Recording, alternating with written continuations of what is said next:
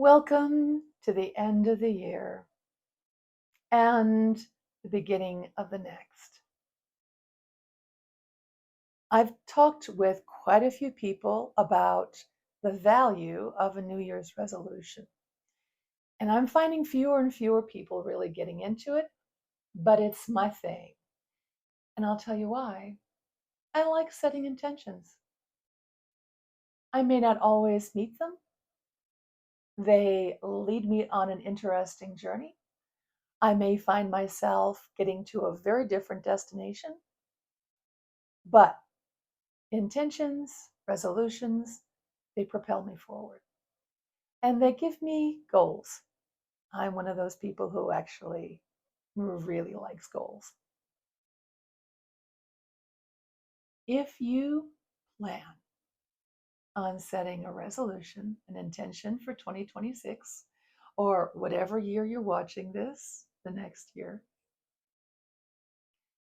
I'm going to invite you to deal with resolutions in a different way.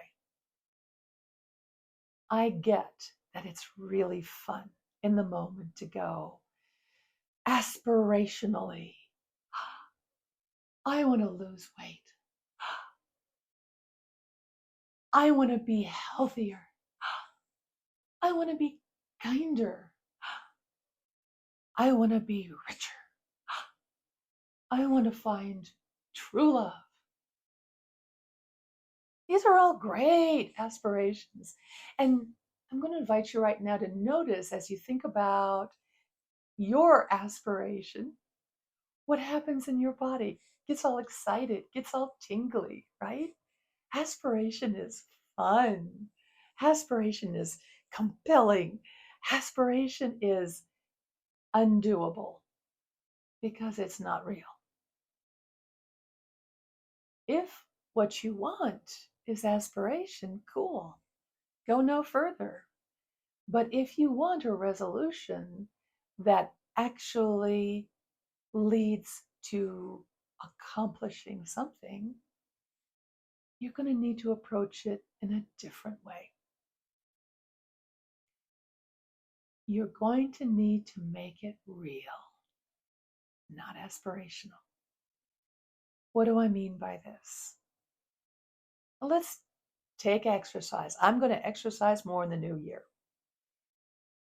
I did personal training for years, and I would ask the personal trainers, so how busy was it the first part of January? Really busy. People were getting personal trainers and starting to work out.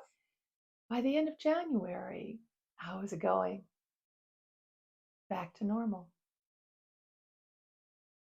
It's one thing to go, I really want to be healthy.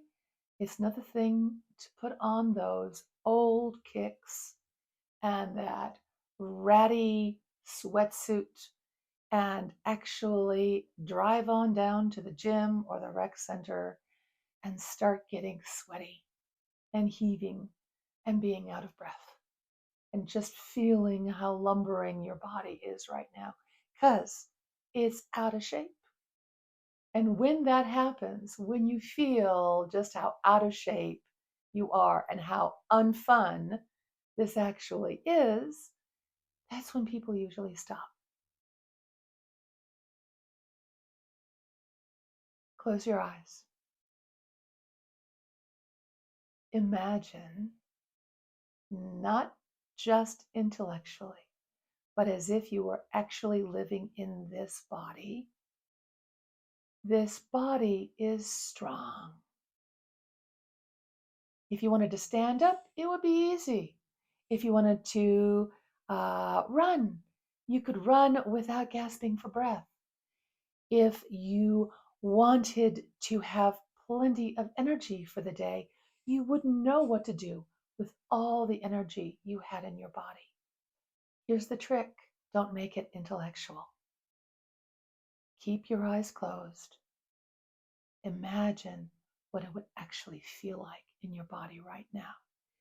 Imagine or remember, if you've ever had this experience, what it was like when your body was more vital, when you could actually feel the energy zipping around, just begging to be channeled into something fun or something meaningful, that you could move around and your physical self felt light, like it was a powerful tool instead of a burden. Imagine that that is the body you are in now. Make it as real as possible.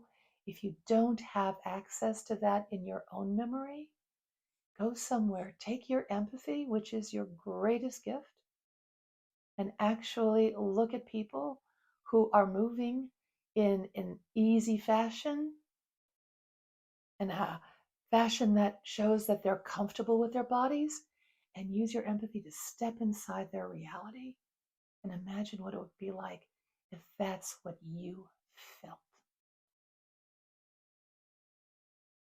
When you have a real sense memory of your goal, then it is a lot easier to push away that tasty chocolate cake, because that energy is zipping around inside of you, that lightness of body, that power and that strength feel real, not aspirational, real. Give it a shot. Let me know what you found. And I wish for you a very happy new year. Peace.